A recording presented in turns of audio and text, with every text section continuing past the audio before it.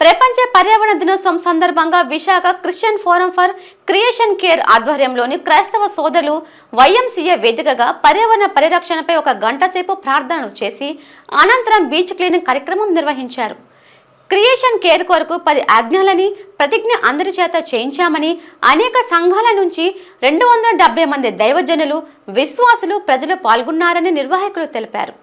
కార్యక్రమ నిర్వహణకు సహకరించిన కమిటీ వారందరికీ వారు కృతజ్ఞతలు తెలిపారు.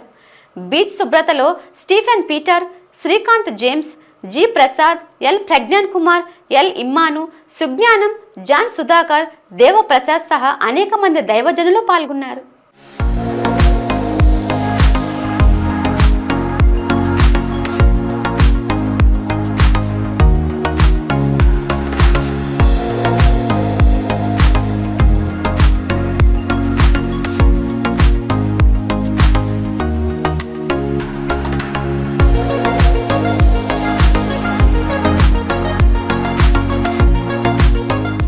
భావితరాలకు మంచి వాతావరణాన్ని అందించాలి, భూమిని వారికి బహుమానంగా అందించాలనే సంకల్పంతో ఇక్కడ ఇలాగా బీచ్ని క్లీన్ చేయడం జరుగుతుంది.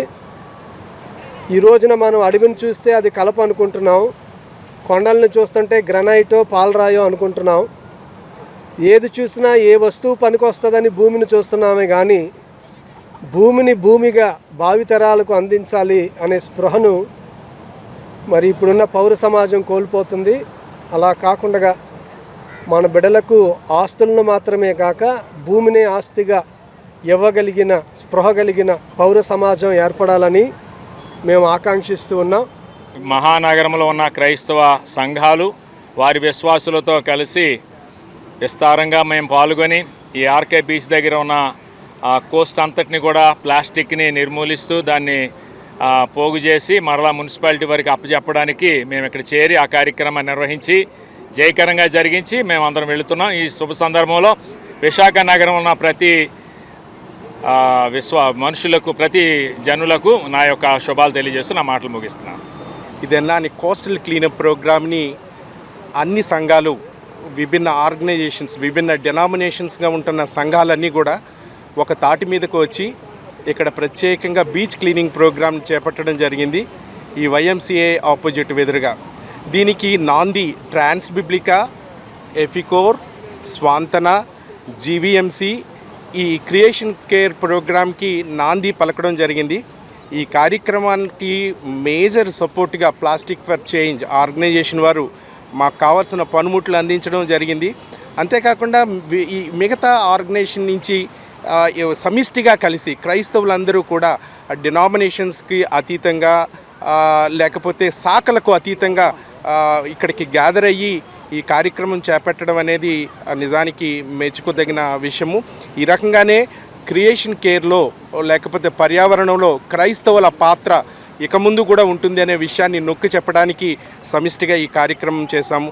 జూన్ 5, 2025 ప్రపంచ పర్యావరణ దినోత్సవాన్ని పురస్కరించుకొని విశాఖపట్నంలో విశాఖ క్రిస్టియన్ ఫోరం తరపున అన్ని సంఘాలు, అన్ని డినామినేషన్ కలిగిన సంఘాలు పర్యావరణాన్ని కాపాడడం కొరకు విశాఖపట్నం ఆర్కే బీచ్ వైఎంసీ ఎదురుగా ఉన్న ప్రాంతంలో ఈరోజు ఉదయకాలం 6 గంటల నుంచి 8 గంటల వరకు మేము కూడుకోవడం జరిగింది. రమారమి 270 మంది వరకు యవనస్తులు, పెద్దవారు, సంఘ కాపర్లు, విశ్వాసులు అనేక మంది ఇక్కడికి కార్యక్రమానికి వచ్చారు.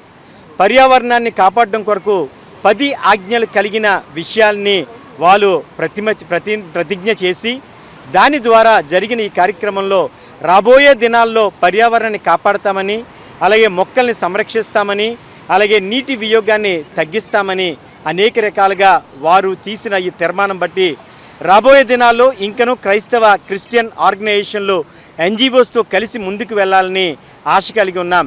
జూన్ 5వ తారీఖు ప్రపంచ పర్యావరణ దినోత్సవం సందర్భంగా విశాఖపట్నంలో ఉన్నటువంటి అన్ని సంఘాలు కలిసి సుమారు 270 మంది దైవ సేవకులు, నాయకులతో కలిసి ఈ యొక్క బీచ్ క్లీనింగ్ కార్యక్రమాన్ని చేపట్టడం, మరి Visakha Christian forum for Christian care వారి యొక్క ఆధ్వర్యంలో జరిగినటువంటి ఈ కార్యక్రమం చాలా అద్భుతంగా జరిగింది.